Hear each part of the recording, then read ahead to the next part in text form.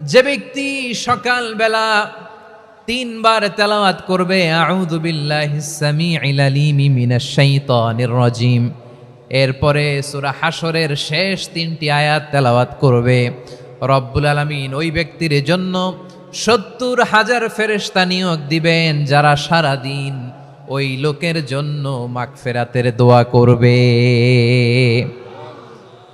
শুধু এখানেই শেষ নয়, বিশ্বনবী ফরমান ওয়া ইন মাতা ফি যালিকাল ইয়াউমি মাতা শাহীদান, ওই দিন যদি ওই ব্যক্তিটা ইন্তেকাল করে সে শহীদ হয়ে কিয়ামতের দিন আল্লাহর সামনে দাঁড়াবে।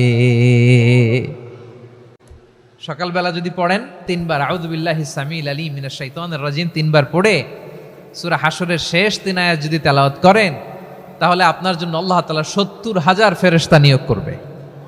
সারা দিন তারা আপনার জন্য মাগফিরাতের দোয়া করবে, আর ওই দিন ইন্তেকাল করলে আল্লাহ তাআলা শহীদ হিসেবে আপনাকে কিয়ামতের দিন দাঁড় করাবে। সুবহানাল্লাহ, এত আস্তে। আবার সন্ধ্যাবেলায় যদি পড়েন সারা রাতের জন্য ৭০,০০০ ফেরেশতা মাগফিরাতের দোয়া করবে। ওই রাতে মারা গেলে শাহাদাতের মৃত্যু নসিব হয়ে যাবে।